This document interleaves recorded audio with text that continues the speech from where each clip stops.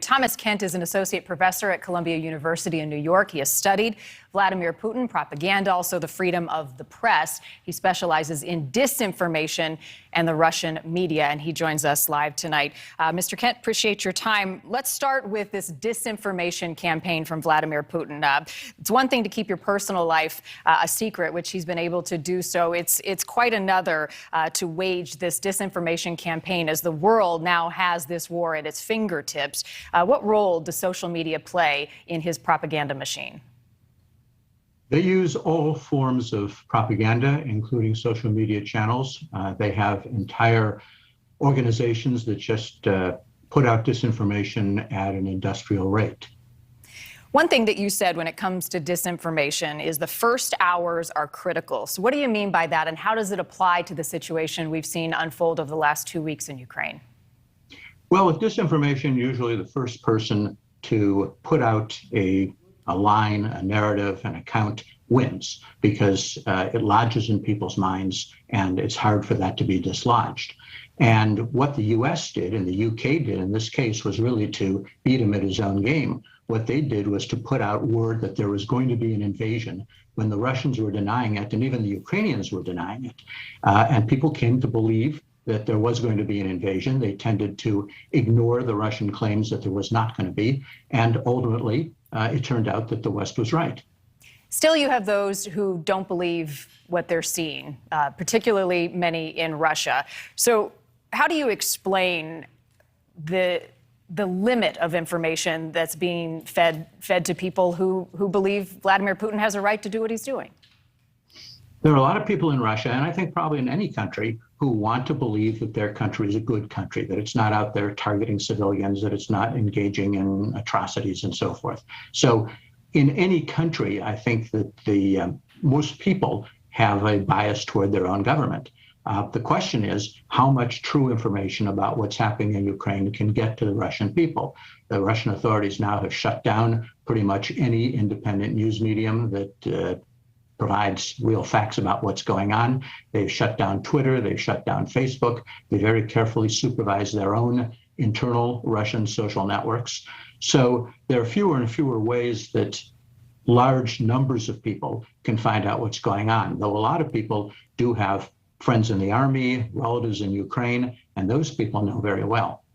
On the flip side of this, you have President Zelensky of Ukraine. He has proven himself a formidable force in this war of information, in reaching an audience, not just in Ukraine, but globally, finding the support he needs. Talk about the implications of what he has done. He's been amazing. Before the war, he was struggling for his political life in Ukraine. His ratings were very low. A lot of people were contemptuous of him for mismanaging the economy, they felt, or being too cozy to oligarchs, although he claimed he was fighting the oligarchs and so forth. Now, suddenly, he's just become the lion of this story. And he is, I think, a very, very effective spokesman for Ukraine, even though he doesn't speak English.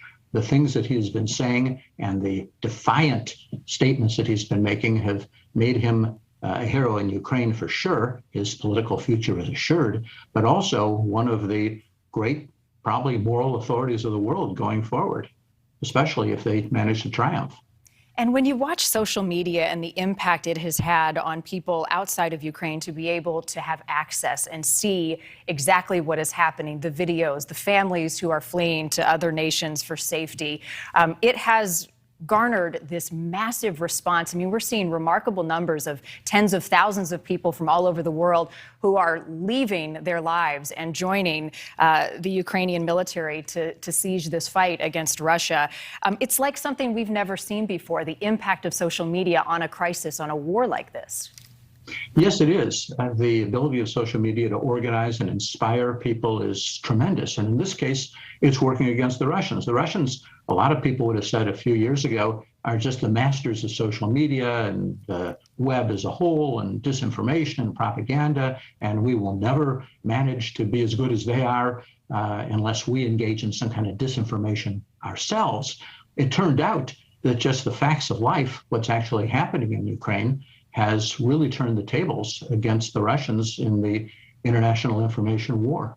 I guess the question now remains, is it enough to help Ukraine defeat Russia? Well, social media can't change things on the battlefield, but it can certainly have an enormous impact on what people think about Russia, Russia's image in the world, Russia's ability to have its tourists accepted, to have its cultural figures accepted around the world, whether business people want to deal with Russia. If all of social media and all of world public opinion is arrayed against them, they will have a very difficult time. We'll be reading about the impact in the history books years from now. Thomas Kent, we appreciate your time. Thank you. Thank you. Thanks for watching. Click the red subscribe button below so you can get more of NewsNation's fact-driven, unbiased coverage.